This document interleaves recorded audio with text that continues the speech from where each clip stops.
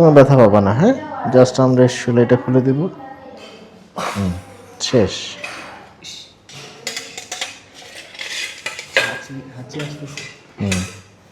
এই just 1 second, এই যে আমরা খুলে দেব, সুন্দর আরাম করে শ্বাস নেব।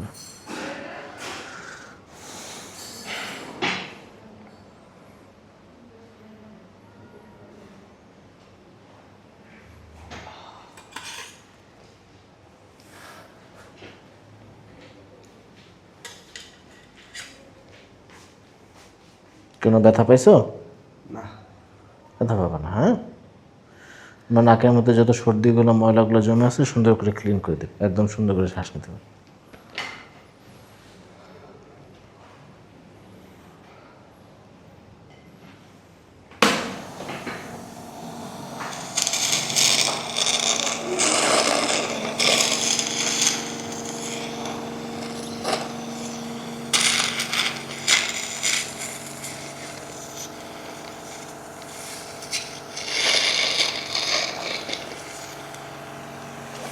কেমন লাগতেছে? ভালো নিতে পারতো শ্বাস? কোনো বন্ধ আছে? ওঠে বসো। জি, এখন আপনার কেমন লাগতেছে? মানে এখন আগের থেকে অনেক ভালো, কারণ যে সময় ওই স্প্রিংটা লাগানো ছিল ওই সময় মানে নাক দিয়া হালকা হালকা শ্বাস নিতে পারতাম, মনে করছি যে আর একটু ওইটা খুললে মনে হয় যে আর একটু ভালো নিতে হবে, কিন্তু এখন খোলার পরে মনে হইতেছে যে আসলে মানে আগে যেমন নাক বন্ধ থাকতো, আগের থেকে অনেক ভালো। আগের থেকে অনেক ভালো লাগতেছে। নাক দিয়ে যে পানি আসতো বা হাঁচি আসতো, এটা কি আর আসতেছে? ঠিক আছে। এখানে যে আমরা অপারেশন করছি, কোনো ব্যথা পাইছেন বা কোনো কষ্ট হয়েছে? কেমন লাগছে আপনার এইখানে? অনেক ভালো, আলহামদুলিল্লাহ, অনেক ভালো লাগছে, কিন্তু আমি বিশ্বাস করতে পারি না যে এত তাড়াতাড়ি এবং এত সহজেই হয়ে যাবে আর কি। যাক, আলহামদুলিল্লাহ আপনি ভালো আছেন। হ্যাঁ, এরপরেও কিছু নিয়ম আছে। ওই যে আমরা নাক পরিষ্কার করার যে মেশিনটা দিছি, ওটা দিয়ে আধা লিটার পানিতে 1/2 চামচ বেকিং সোডা দিয়ে রেগুলার নাক পরিষ্কার করবেন, আর আমি একটা স্প্রে দেবেন, ইনশাল্লাহ ভালো হয়ে যাচ্ছে। ঠিক আছে, ধন্যবাদ। যে জনাব বোরানুদ্দিন প্রায় গত 2 বছর ধরে ওনার নাক বন্ধ থাকতো, নাক দিয়ে পানি পড়তো এবং মাথা ব্যথা করতো, এবং এটা এত বেড়ে গেছিলো যে এই সমস্যাগুলোর জন্য তার নর্মাল কাজকর্ম করা, ও নিজে কলেজে পড়ে, এটা কঠিন হয়ে গেছিলো। এই সমস্যাগুলো নিয়ে উনি যখন আমাদের কাছে আসে, তখন আমরা দেখি যে তার নাক হাড়টা অনেক বেশি বাঁকা আছে, যেটাকে আমরা ডিএনএস বলি। তার পরবর্তীতে তার অপারেশন করা হয়েছে, এবং তার কাছ থেকে আমরা শুনি যে তার পরবর্তীতে তার এখন আগে কেমন ছিল, এখন কেমন লাগতেছে।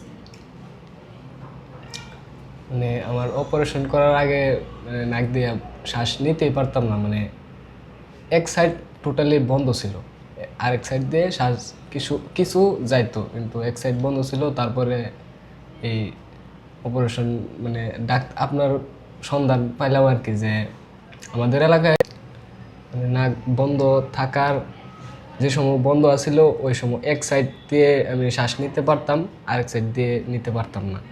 কিন্তু এই সমস্যা আমাদের এলাকার আরেকজনের ছিল, উনি নাকি এই হসপিটাল থেকে আপনার কাছে চিকিৎসা করাইছে। তারপরে মানে বলছে যে স্যারের কাছে যাও, স্যারের দেখাও কি বলে। পরবর্তীতে আমি স্যারের কাছে আসলাম, আইসা দেখাইলাম। পরে স্যার বলতেছে যে এটা কিছুদিন মেডিসিন খাওয়ার জন্য, পরবর্তীতে যদি অপারেশনের কাজ লাগে তাহলে আমরা অপারেশন করব, নাহলে মেডিসিন দিয়ে চলবো। পরে আমরা জিজ্ঞেস করলাম যে স্যার এটা কি মানে পরবর্তীতে কি অপারেশনের কাজ লাগবে? স্যারে বলতেছে হয়তো বা লাগতেই পারে, যেহেতু সমস্যা জটিল সমস্যা, এই জন্য মানে আমরা পারিবারিকভাবে সিদ্ধান্ত নিয়েছি যে অপারেশন করাইতে হবে। পরে আমরা সিদ্ধান্ত নিয়ে অপারেশন করাইলাম। অপারেশনের পরে আলহামদুলিল্লাহ এখন অনেক ভালো আছি।